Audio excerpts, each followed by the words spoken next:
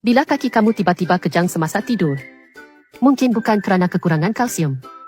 Kamu perlu beri perhatian serius. Sebenarnya, ini isyarat daripada hati kamu. Selalu rasa kebas di tangan dan kaki. Dan kadang-kadang mudah kejang. Saya nak kongsi satu cara mudah. Cuba minyak krill ini. Makan 1 biji setiap hari, teruskan selama sebulan. Kamu akan dapat hasil yang luar biasa. Ia sangat berkesan. Tak kira umur kamu 30, 40, 50 atau 60 tahun. Kamu mesti cuba. Cuba dulu 3 hari, tengok berkesan ke tak. Kalau pening kepala dan sesak dada, makan ini. Kalau penglihatan kabur, makan ini. Kalau risau dan gelisah, makan ini. Kalau telinga berdengung, makan ini. Kalau tak bertenaga, memang patut makan ini. Ramai orang tahu kebaikan minyak krill, tapi tak tahu macam mana nak makan.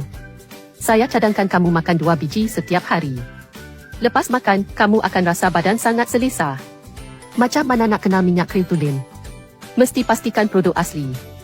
Setiap botol yang kami jual ada 60 biji. 1 biji mengandungi astaxanthin dan banyak nutrien lain.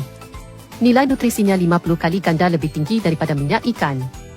Cuma perlu makan 2 biji setiap hari dengan air suam, senang dan mudah. Kawan-kawan, jangan beli salah ye.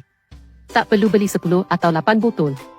Beli 3 botol dulu, balik rumah cuba. Kesannya macam mana? Kamu sendiri nilai. Kami hantar terus dari kilang. Jamin kualiti sama macam dalam video. Dengan harga kurang daripada sekali makan, boleh makan setahun. Kalau nak ubah diri, mulakan sekarang.